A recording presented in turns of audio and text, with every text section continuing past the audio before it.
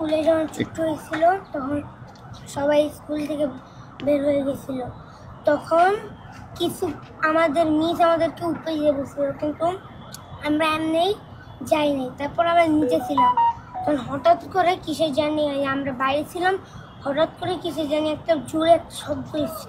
তো সেখানে যেটা হয়েছে, আমরা যখন দেখছি যে বিমান একদম স্কুলের সামনেই পড়ছে বিমানটা, তো পড়ে একদম সে সোজা স্কুলের ভিতরে ঢুকে গেছে।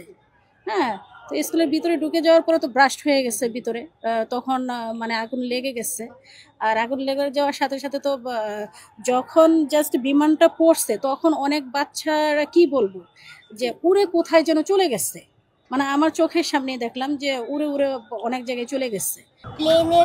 প্লেন একটু বেশি জুড়ে চলে গেছে, তখন আমি পিছিয়ে দেখি আগুন চলে যেতেছে, আর সামনে দেখি যে অনেক স্টুডেন্টরা উপরে চলে যেতেছে। তখন আমিও উপরে চলে গেছি। তারপর ক্লাসে আমার আম্মু আর আমার 2 ভাই নিতে আসছিল। এত নিকৃষ্টভাবে আহত হয়েছে যে এটা আমি চোখে দেখিনি। তখন আমার হাতে অবশ্য মোবাইল ছিল, বাট আমি তো তখন এমন একটা অবস্থায় ছিলাম যে আমার বাচ্চাকে আমি খুঁজে বের করব না সেখানে মোবাইলে কোনো কিছু করব, ওই অবস্থায় আমি তখন ছিলাম না। হ্যাঁ, সেজন্য আমার বাচ্চাকে আমি একদম সেফ পেয়েছি স্কুলের ভিতরেই। আমার বাচ্চার যে ক্লাস টিচার সে ওকে মানে ধরে রাখছে, যখন আমি পাই না তখন ওকে আবার এখান থেকে নিয়ে সরিয়ে ধরে রাখছে।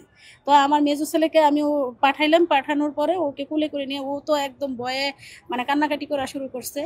আর আলহামদুলিল্লাহ যে ওর কিছুই হয় নাই। হ্যাঁ, কিন্তু সাথে সাথে ওর বয়সী যে বাচ্চারা এখানে কিন্তু ক্লাস হয়, ক্লাস 3 থেকে অলরেডি মনে হয় 5 পর্যন্ত এখানে ক্লাস হয়।